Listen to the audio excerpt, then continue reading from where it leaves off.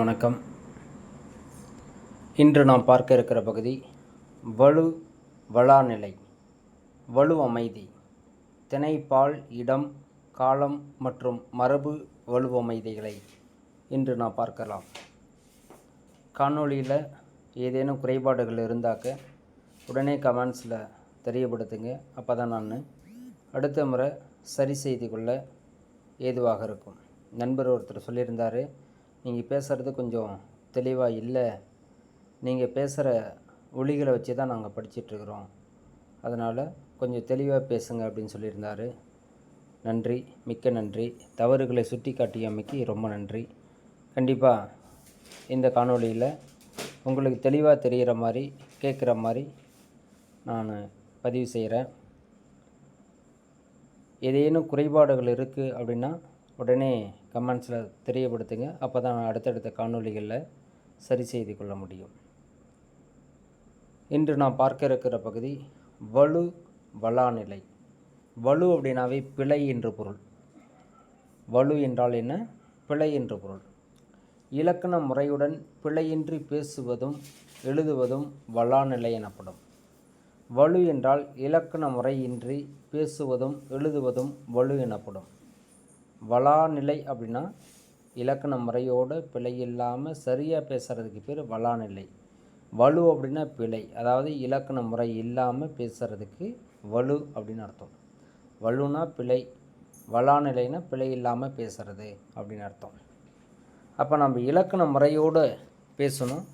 எப்படி பேசணும் அப்படிங்கிறத இன்றைக்கி நம்ம பார்க்க போகிறோம்.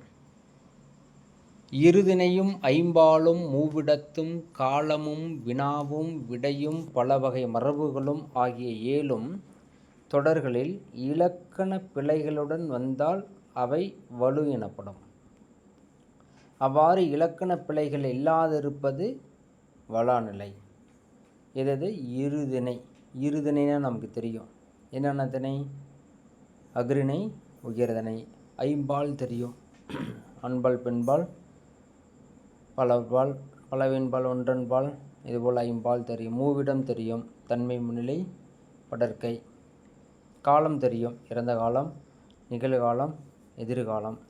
வினா தெரியும் நமக்கு, விடை தெரியும் நமக்கு. இந்த மாதிரி இது எல்லாமே இலக்கண பிழையோடு அமைஞ்சிருந்தால் அதுக்கு பேர் வலு. பிழை இல்லாமல் இருந்தால் அதுக்கு பேர் வளாநிலை. சரி, இப்போ நம்ம வலு பார்க்கலாம். சொற்றொடரில் இப்போ டிஎன்பிசிலியாக இருக்கட்டும், டெட்டாக இருக்கட்டும், டிஆர்பியாக இருக்கட்டும், தமிழ் தகுதி தேர்வாக இருக்கட்டும், கண்டிப்பாக இலக்கணம் இல்லாமல் அங்கே வினாத்தாளே கிடையாது. அடிப்படையான இலக்கணங்கள் கண்டிப்பாக அவசியம் இருக்கும். உதாரணத்துக்கு செலியன் வந்தது. செலியன் வந்தது அப்படின்னு நம்ம, ஏன்னா செலியன் என்பது உயர்தனை. இப்போ உயர்தனை என்பது தான் அங்கே வினைமுற்றா முடிஞ்சிருக்கணும். செலியன் வந்தான் என்பது தான் சரி. அதே போல் கண்ணகி உண்டாள், மேலே இருக்கிறது திணை. ஏன்னா செலியன் என்பது உயர்திணை. இப்போ திணை வலு, திணை வலு. அப்போ வளாநிலை வருகின்ற பொழுது செலியன் வந்தான் என்று வந்திருக்கணும், ஆனால் செலியன் வந்தது என்று வந்திருக்கிறது. அதே போல் பாலில் கண்ணகி உண்டான்.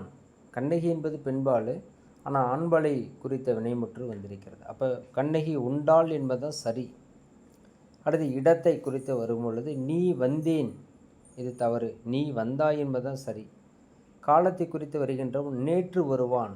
நேற்று என்பது இறந்த காலம், அப்போ நேற்று வந்தான் என்பது தான் வந்திருக்கணும். அதேபோல் வினாவை கொண்டு வருகின்ற பொழுது ஒரு விரலை காட்டி சிறியதோ பெரியதோ என்று கேட்டல் வினாவலு. எப்படி கேட்டிருக்கணும்? இரு விரல்களை காட்டி எது சிறியது எது பெரியது அப்படின்னு கேட்டிருக்கணும். அதான் சரி. அடுத்தது விடை வலு ஆக வரும் பொழுது கண்ணன் எங்கே இருக்கிறார் என்ற வினாவிற்கு கண்ணாடி பைக்குள் இருக்கிறது என்று விடையளித்தல், இது தவறு. கண்ணன் எங்கே இருக்கிறார்னா அந்த வினாவுக்கு கண்ணன் வீட்டில் இருக்கிறான், இங்கே இருக்கிறான் அப்படின்னு சொல்லணும். அதை விட்டுட்டு தவறுதலாக விடை கொள்ளும் பொழுது அப்போ விடை வலு. அடுத்து மரபு வலு. மரபு என்பது பார்த்திங்கன்னா நம் முன்னோர்கள் எதை மரபோடு வழி வழியாக பின்பற்றி வர்றாங்களோ அதை நாமும் எக்காரணமும் கருதாமல் பின்பற்றுவதுக்கு பேர் மரபு. இப்போ தென்னை மரங்கள் உள்ள பகுதியை தென்னந்தோட்டம் என்பது கூறுதல், இது தவறு. தென்னமரங்கள் அதிகமாக இருக்கிற பகுதி தென்னந்தோப்பு என்பதான் சொல்லணும். இப்படி தான் வினாக்கள் டிஎன்பிசியில் அமைஞ்சிருக்கும். கொஞ்சம் யோசித்து நம்ம சரியான அளவில் பதில் சொல்லணும். அடுத்தது வலு பார்த்தோம், வளாநிலை பார்த்தோம். அது வலு அமைதி அப்படின்னு என்ன? இலக்கண முறைப்படி பிழையோடு இருக்கிறது. எனினும் இலக்கண ஆசிரியர்களால் பிழையின்றி ஏற்றுக்கொள்ளப்படுவது வலு அமைதியாகும். இலக்கண முறைப்படி பிழையுடையது எனினும் பிழையோடு இருந்தாலும் அதை மறுபடியும் ஏற்றுக்கிறது. இலக்கண ஆசிரியர்கள் அதை ஏற்றுக்கொள்ளும். இதுக்கு பேர் வலு அமைதியாகும். இதுவும் பார்த்தீங்கன்னாக்க திணை, பால், இடம், காலம், மரபு ரீதியாக இடம்பெற்று வரும். திணையின் அடிப்படையில் வரும் பொழுது என் நம்மை வந்தாள் என்று மாட்டை பார்த்து கூறுவது திணை வலு அமைதி.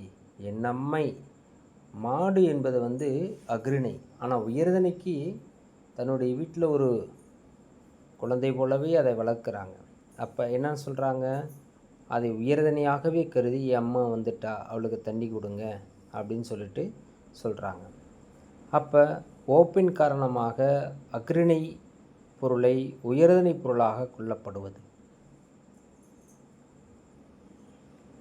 இது திணை வலுவமைதி. அடுத்து பால் வலுவமைதி. வாடா ராசா, வாடா கண்ணா என்று தன்னுடைய மகளை பார்த்து தாய் அழைப்பது. குழந்தை பெண் குழந்தை, ஆனால் இருந்தாலும் என்ன பண்ணுறாங்க? வாடா ராசா, வாடா கண்ணா, டே என்னடா பண்ணுற அப்படின்னு பெண் குழந்தைய பேச ஆரம்பிக்கிறாங்க. அப்போ இதுக்கு பேர் என்னது? இதுவும் பால் வலுவமைதி. பெண்பால் தான், ஆனால் ஆண்பாலாக கொள்ளப்படுது. அடுத்து இட வலுவமைதி. மாறன் என்பான் தன்னை பற்றி பிறரிடம் கூறும்போது இந்த மாறன் ஒரு நாளும் பொய் கூற மாட்டான் என தன்மையினை படர்க்கு இடத்தில் கூறுவது இட வலுவமைதி.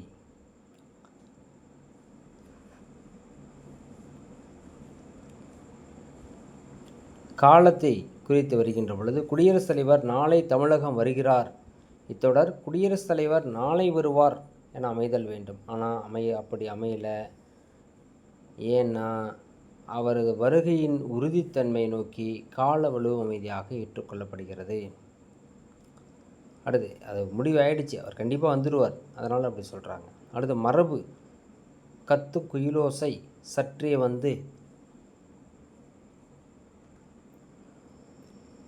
காதில் பட வேண்டும் என்று பாரதி குறிப்பிடுகிறார். குயிலோசை என்பது குயில் கூவுதானே செய்யணும். குயில் கத்தும் என்று சொல்வது மரபு வலு. இந்த கவிதையில் இடம்பெற்று இருக்கிறது. அப்போ மரபு வலுவாக வந்திருக்கிறது. இதுபோல் வலு வளா என்ற நிலை திணை, பால், இடம், காலம், வினா, விடை, மரபு ரீதியாக இடம்பெற்றிருக்கிறது.